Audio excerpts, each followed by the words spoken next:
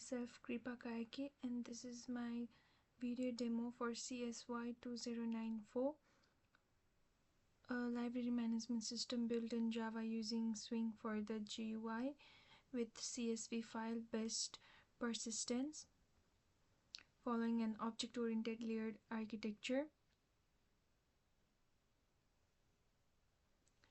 The system lets library staff manage items, books, DVDs, and magazines, manage members, issues, and return loans, and view reports, all without needing a login screen since this is a single user staff tool.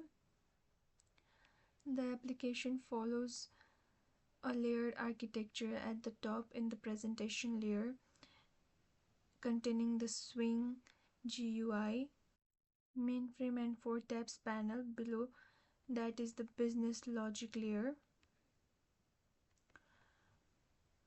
with library service, member service, and loan service, which contain all the CRUD operations and business rules. Below that is the domain layer with my entire classes and exceptions with 5 custom exceptions. Finally, lms.util holds shared helper classes for file and validation. This is where I demonstrate abstraction and inheritance. Library item is an abstract class with common fields like title, author, and available copies. Book, DVD, and magazine all extend it, each adding their own fields like ISBN for books or director and durations for DVDs, and each overriding get item type and matches differently. That's polymorphism in action. The service layer stores and searches a list of library items without ever needing to know which concrete subclass each object actually is. I also used an interface searchable implemented by both library item and member, so both can be searched through the same method contract. For error handling,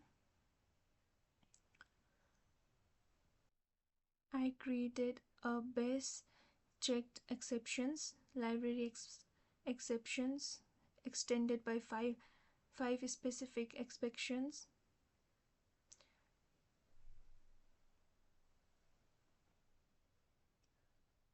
These get thrown by the service layer and caught in the GUI, which shows a friendly error dialog instead of crashing. Input validation, like checking emails are properly formatted, years are realistic, and copy counts are positive, is centralized in validation util, so every form uses the same rules. Let's run the application.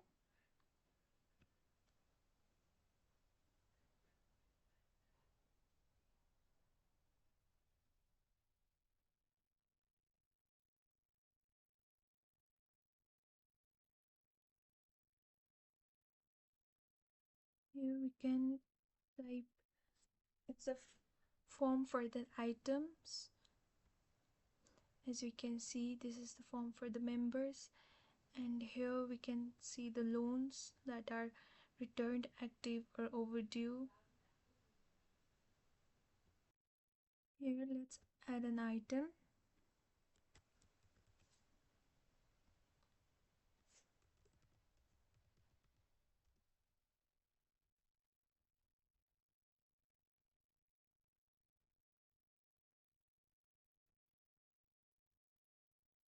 As you can see, the item added successfully. We also can update every item.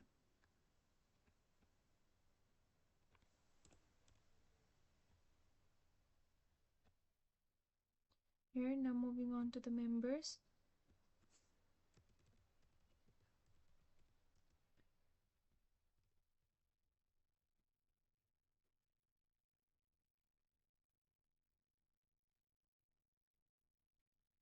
As you can see, putting her as a student. We can select as a staff or public. Let's add. Member added successfully. Let's just try to delete this.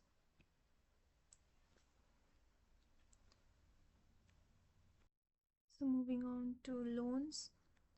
Here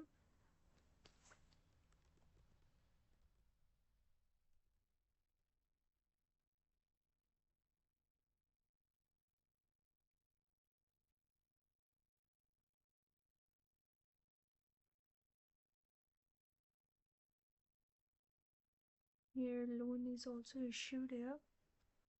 Moving on to reports. This also runs automatically on startup. Also, staff are notified of any overdue loans as soon as they open the app. That's the useful features notifications requirement from the brief.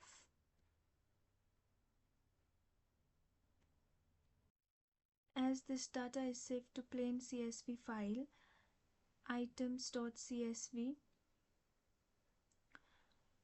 members.csv, and loans.csv, no database server needed. Every add, update, delete, issue, or return immediately writes back to these files, so nothing is lost if the app closes.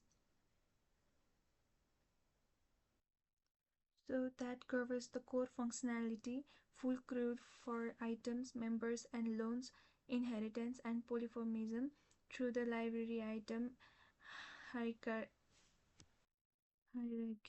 custom exceptions handling, input validation, search, and reporting, all built following the layered architecture in my technical report. So thank you for watching.